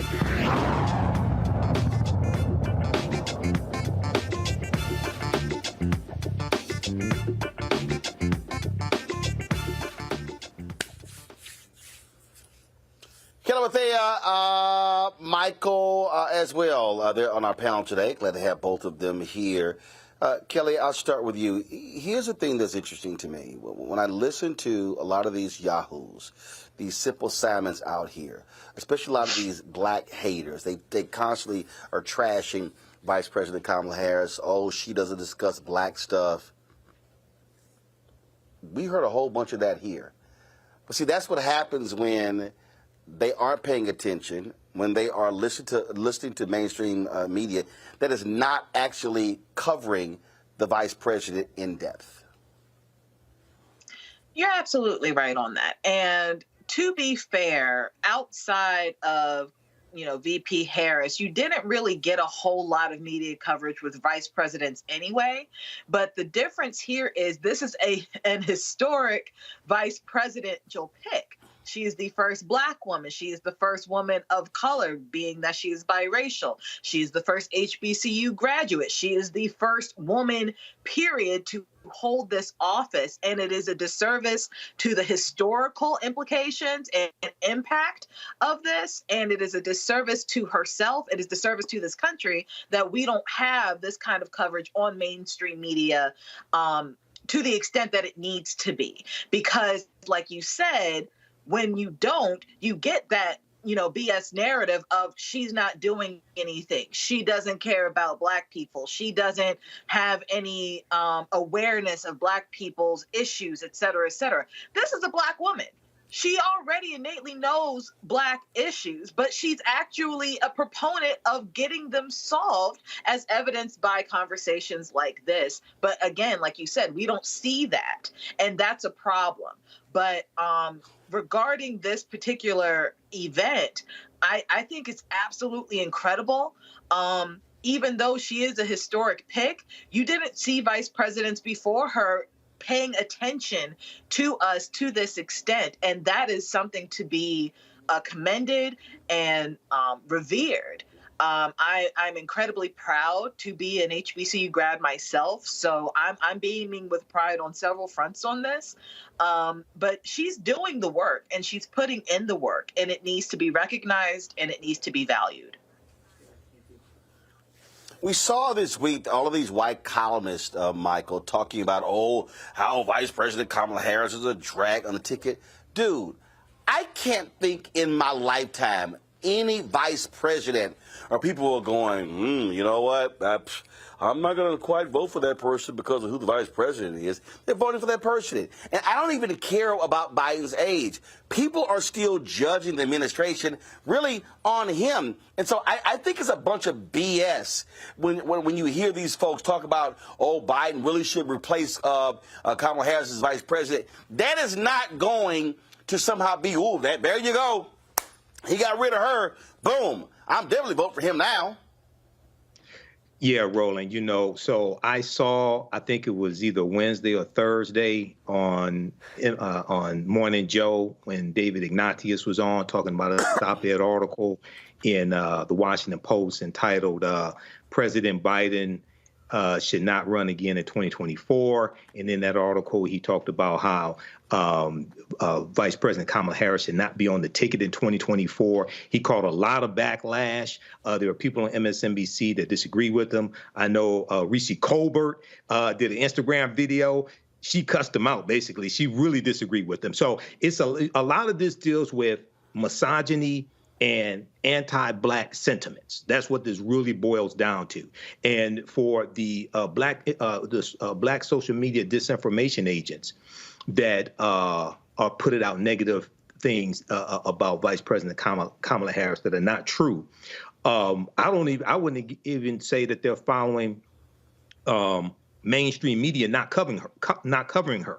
They just don't really follow politics. And the way you know that they don't follow politics is when you go to these sites and platforms and all they do is talk about Democrats, but they can't tell you what Republicans are doing. Those are people who are social media whores. That's what that is. They don't follow politics. Game recognizes game, I can tell.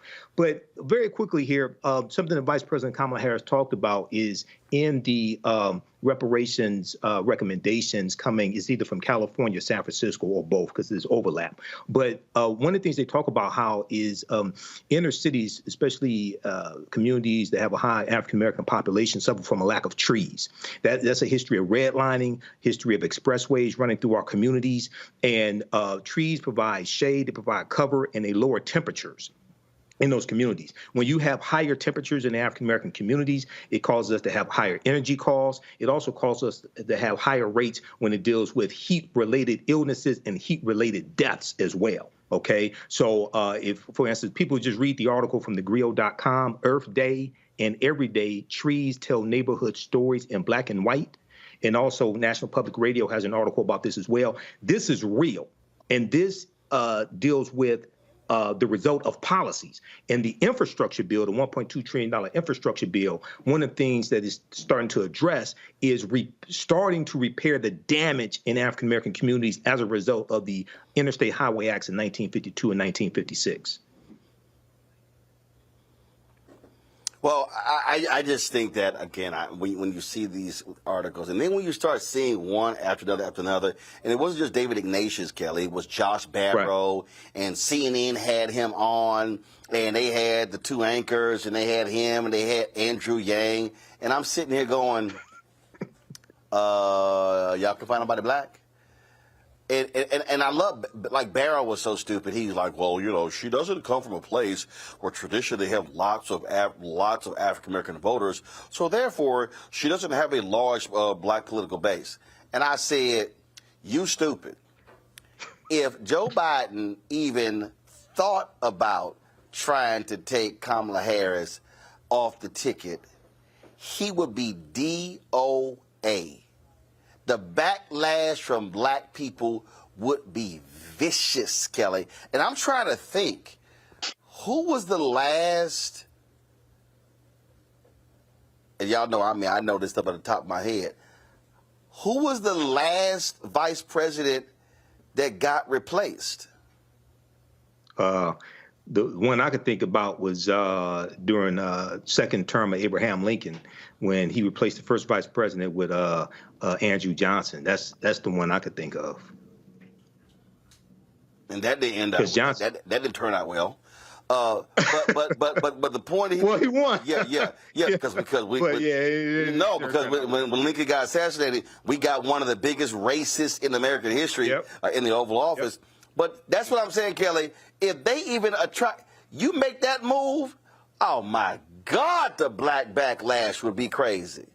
That's why these white guys are just dumb. I mean, they need something to talk about, right? And it, like we were talking about in the last portion of this segment, the something that they can talk about is Kamala Harris herself and what she's done and why she is so impactful and why she needs to stay on the ticket. But that doesn't create media buzz in the way that the negative media does. And that's really what the crux of the issue is here. I was talking with some colleagues earlier this week regarding, politics and the upcoming elections and even past elections, specifically with Trump. And, someone made the point that, Fox News elected Trump and that's how he became president. And I made the argument that Fox News didn't do it. CNN did it. MSNBC did it.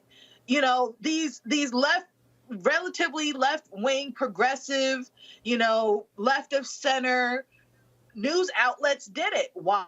Because they didn't harp on the fact of why the Democrats needed to be in office, and they countered with why Trump was so bad. In fact, I would argue that they treated Trump as such a joke that they didn't take the gravamen seriously. Right. And that's how we got to this space of Democrats in general not being taken seriously, and why we are still, talking about Trump to this day in a serious fashion. Ironically, if we actually used comms in a way where it uplifted, it informed, and it was pushed well, we would not be in a situation where the best work that the Democrats have done in decades is being buried by a, mafia kingpin with 91 indictment, 91 charges across 4 jurisdictions. That's crazy. Like the fact that we're talking more about that, the fact that we're talking about all of these peripheral issues as opposed to what is really important is the reason why we are in the predicament that we're in, as far as why people don't know what's going on. Folks, hold tight 1 second. We come back. The importance of mental health. We'll chat with my buddy, Keisha Dennis, next, right here on Roland Martin Unfiltered on the Black Star Network. Just not growth. Right. But thoughtful change is real good fertilizer. And that's what has been so beneficial to us. But you also were not afraid of the pivot. Well, and I'm a black woman in business. Come on, I don't care how I dress up. I don't care who I'm speaking with. I don't care what part of the world I am in.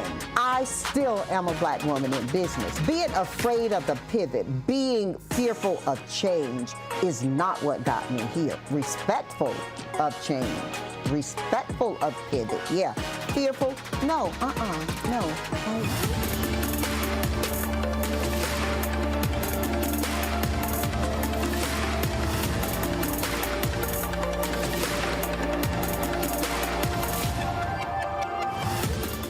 Hatred on the streets, a horrific scene, a white nationalist rally that descended into deadly violence. White people are losing their damn minds. As an angry pro-Trump mob storms the U.S. Capitol, we've seen We're about to see the rise of what I call white minority resistance. We have seen white folks in this country who simply cannot tolerate black folks voting. I think what we're seeing is the inevitable result of violent denial. This is part of American history. Every time that people of color have made progress, whether real or symbolic, there has been what Carol Anderson at Emory University calls white rage as a backlash. This is the rise of the Proud Boys and the Boogaloo Boys. America, there's going to be more of this. Here's all the Proud Boys, guys. This country is getting increasingly racist in its behaviors and its attitudes because of the fear of white people. The fear that they're taking our jobs, they're taking our resources, they're taking our women. This is white fear.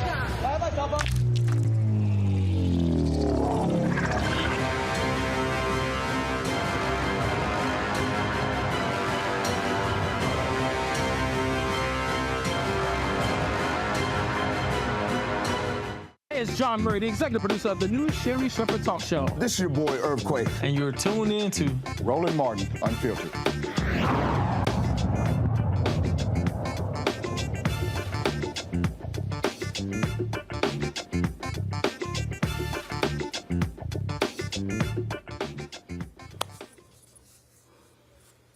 Just the other day, I was looking at a story, and it was a book excerpt of Mark Navarro.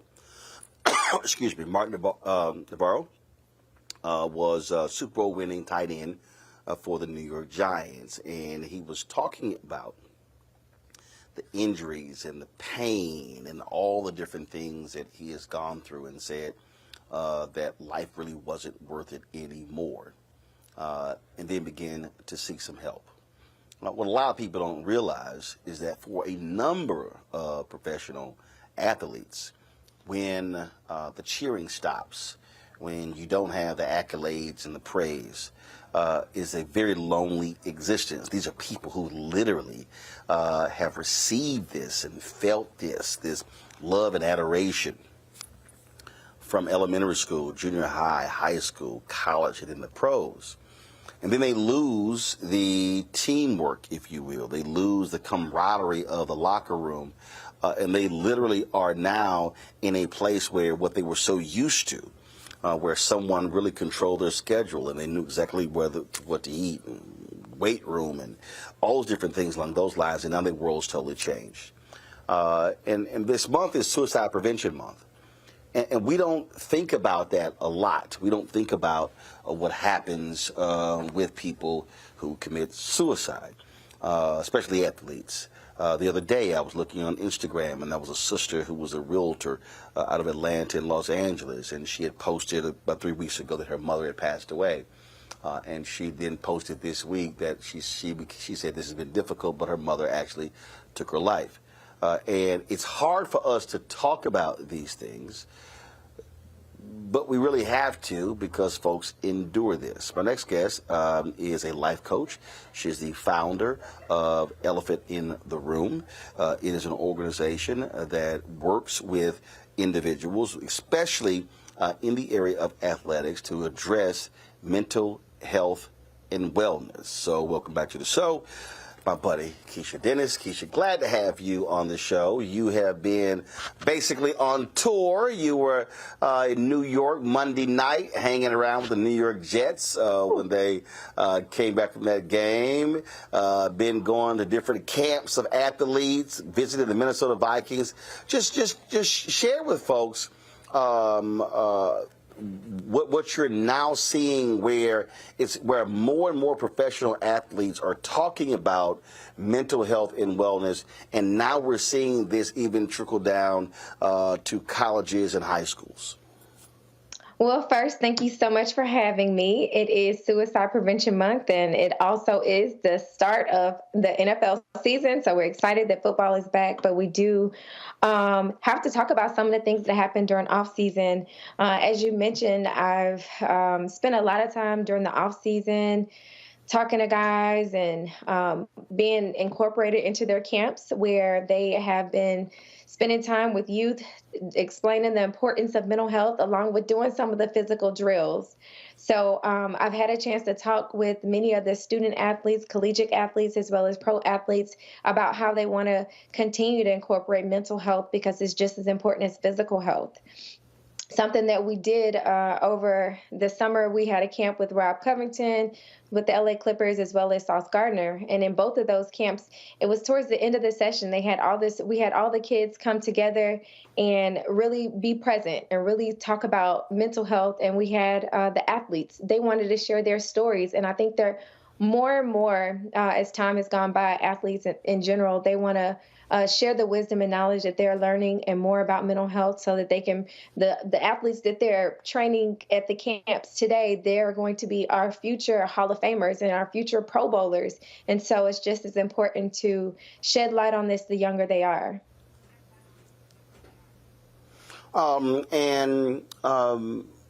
For them to be vulnerable enough to talk about it, what's also now happening is it's forcing these teams and these coaches to now factor these things in. Because so long in athletics, it was like, yo, man up, toughen up. We don't deal with all of that sort of stuff.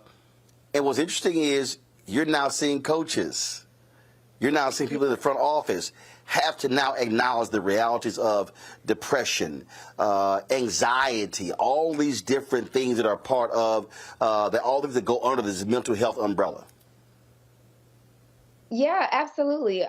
Most of the teams, they have clinicians that are on site. It's been mandated, especially within the NFL, NBA, and the MLB. And most of my colleagues and good friends are team clinicians to where they're able to help these players out. And honestly, Roland, what I'm also seeing with the coaches and their their staff members trainings, they are wanting to encourage about mental health because it's a team effort. Some of the coaches are dealing with the same pressures, the game days, the plans, injuries. And so I think that we've had so much time where people have been spent some time during COVID where they were isolated and players included, and they got a chance to see what the impact had on people just in general, from the coaches to the players to the team staff. And so everyone is really cognizant about making sure that they check in on the players. Maybe a couple months ago, I had a chance to go out and do a presentation and speak with the Minnesota Vikings. I teamed up with their team clinician, Coach Ko, and a couple other people. We were able to talk to the entire team and staff just about mental health, and the feedback was awesome. They were truly engaged, and a lot of them want to know, they want to hear more. They want these experiences more and more.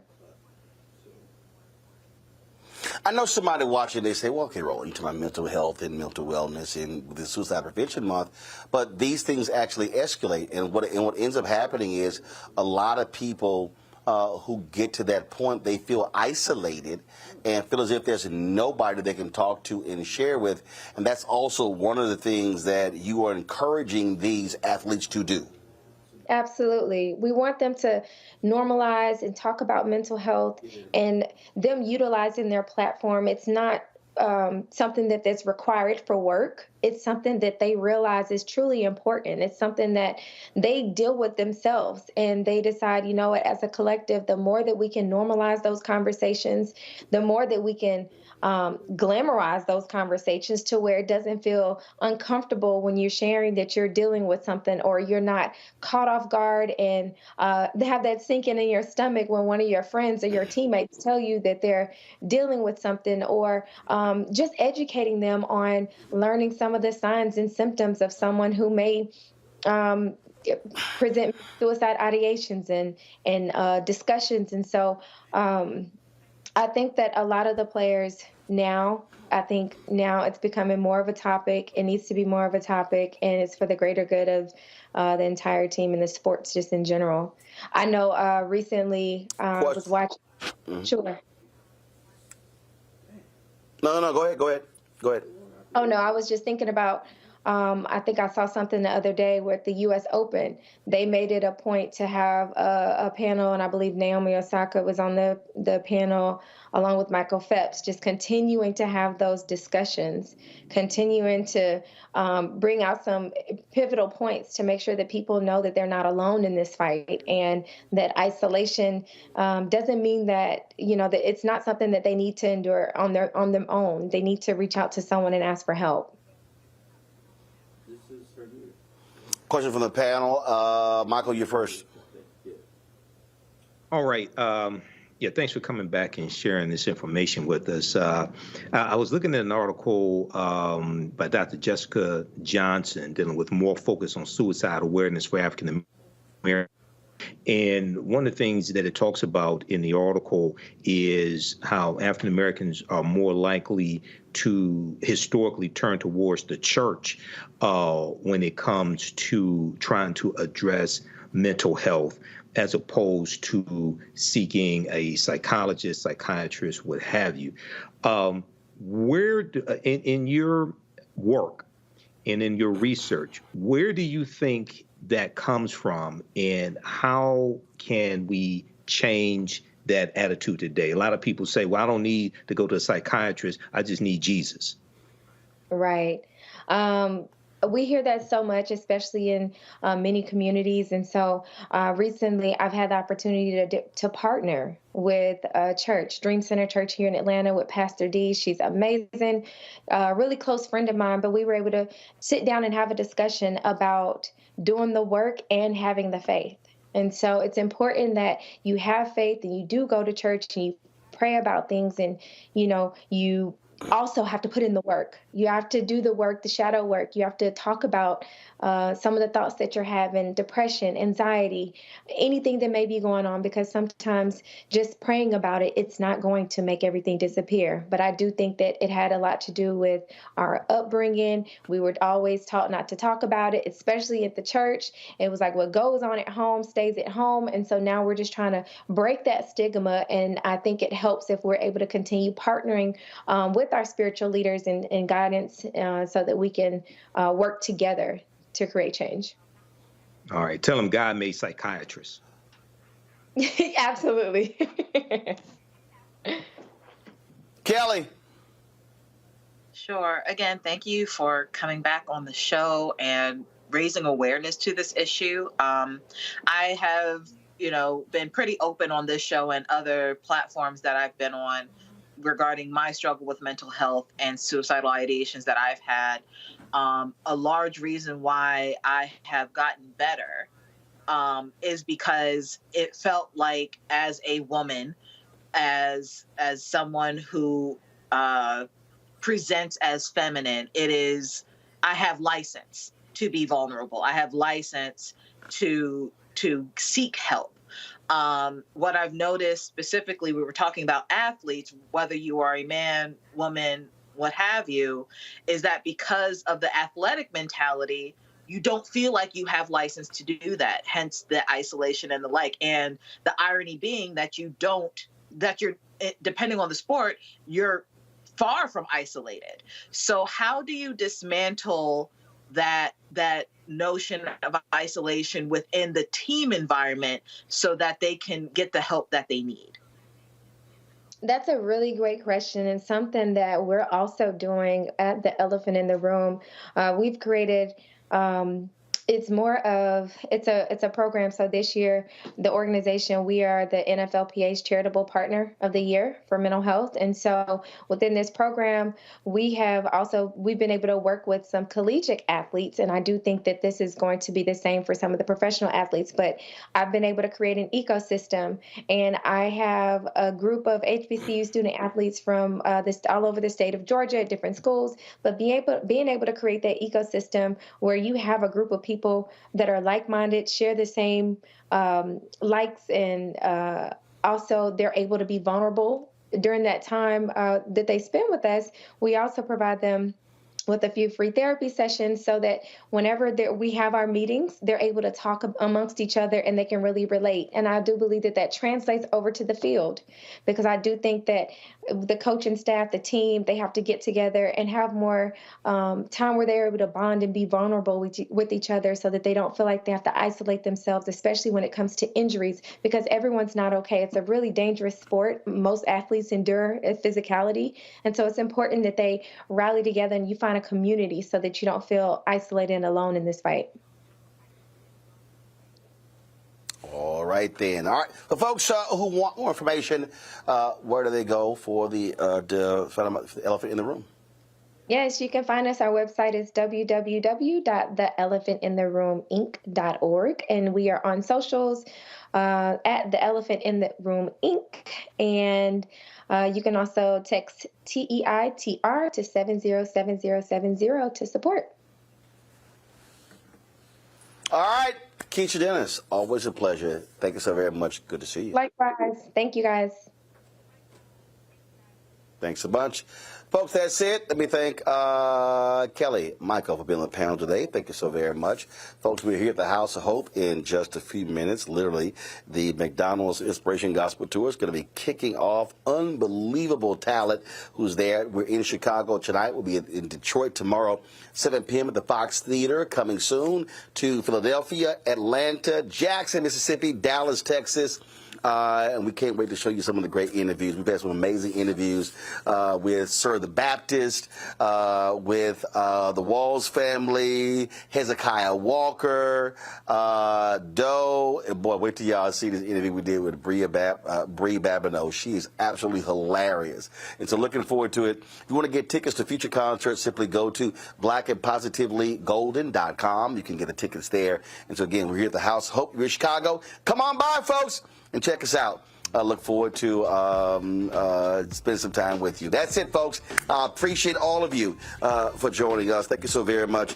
Don't forget, support us in what we do. Please. I'm telling y'all, I'm very transparent with you. To understand, to run this network, to run this show, all the shows, the OTT network, all things that we do, it literally is $195,000 a month.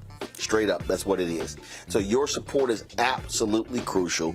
And so please join our Bring the Funk fan club. Send your check and money order to P.O. Box 57196, Washington, D.C. 20037-0196.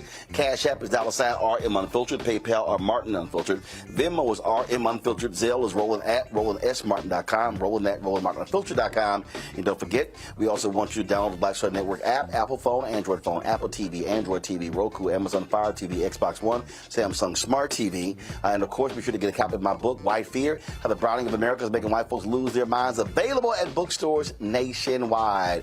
We always appreciate those who support us. We run the names every Friday as a result, and so we appreciate doing so. And so I will see y'all on Monday. Holla!